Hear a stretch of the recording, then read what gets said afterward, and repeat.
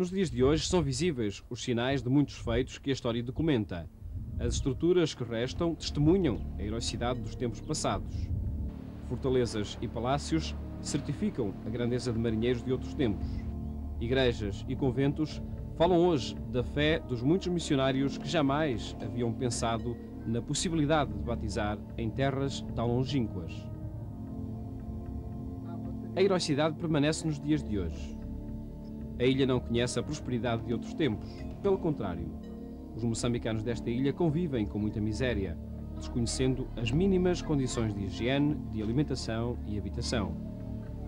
A guerra civil que marcou a história deste país no final do século passado terá sido a principal causa da situação presente. Isolado do continente, foi um refúgio para quem quis fugir da guerra. E foram muitos, tantos que depressa esgotaram os parcos recursos naturais da ilha. A água potável é ainda hoje um problema. O arvoredo muito alto, de que fala o roteiro da viagem de Vasco da Gama, foi totalmente abatido. Todas as árvores foram aproveitadas ao longo dos séculos para sobreviver. Depois, mesmo as portas e janelas e toda a espécie de arbustos serviram para fazer o fogo com que se cose alguma farinha ou mandioca que nem sempre chega para matar a fome. O catolicismo sempre conviveu com esta gente. Os católicos naturais da ilha são poucos, apenas 20. Os restantes, que não ultrapassam as 400, vieram de fora. São jovens que aqui estudam. 12.000 habitantes vivem neste minúsculo território de pouco mais de 3 km de comprimento, com 350 metros de largura. A maioria adota o Islão como religião. Mas foi por aqui que o cristianismo chegou a este lado do mundo. Foi também aqui que se comemoraram os 500 anos de evangelização no Moçambique.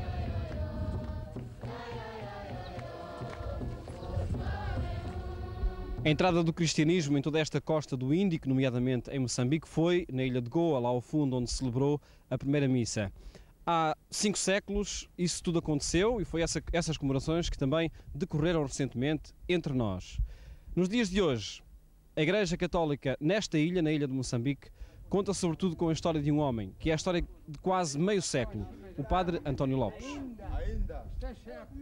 O Vasco da Gama não chegou a entrar na ilha nessa altura, ficou apenas ali. O Padre Lopes é, por excelência, o último dos apóstolos na ilha de Moçambique. Mais do que grandes empreendimentos, o Padre Lopes vive e convive com todos. Anda cá, pá. Então mostra lá a prova. Mostra lá aqui. O caderno. Agora, não há um aluno aí da 10ª. Este, chama Nacotela ou qualquer coisa. Este é da 10ª. Foi à escola Nacotela. Chamá-lo, não é? Ele foi à escola. Tá bom. Isto é português, não é? É. Eu estou aqui há 42 anos. O meu trabalho tem sido particularmente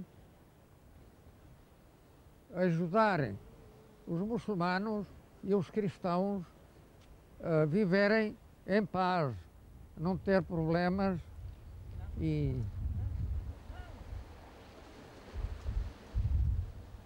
de forma que temos conseguido alguma coisa, embora superficialmente, quer dizer, temos tido alguns encontros, mas diálogo profundo, propriamente, não tem havido, mas há o diálogo da boa convivência, do bom relacionamento.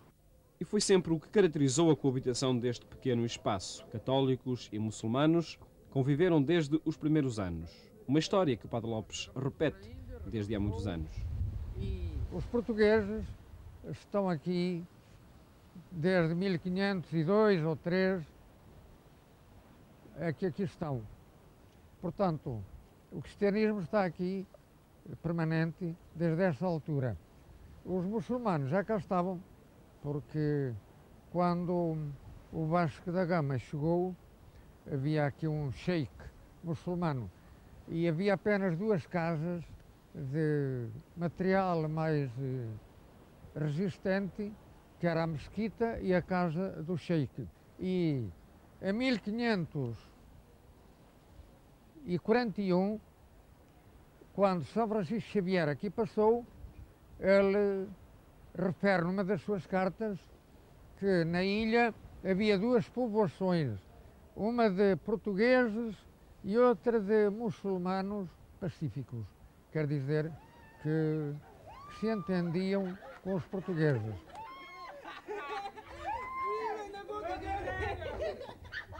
E assim acontece também nos dias de hoje. No trabalho do missionário, a recuperação das estruturas destruídas ao longo dos anos é prioritária. A educação nunca deixou de sê-lo. É por isso que o Padre Lopes não desiste de criar as condições à frequência escolar de muitos jovens, mesmo em condições de miséria.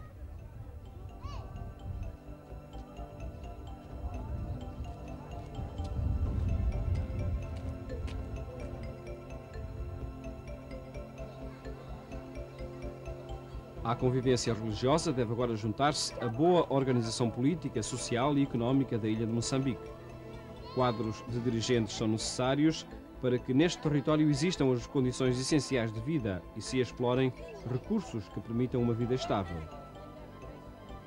Só assim o paraíso de uma ilha tornar-se-ia realidade.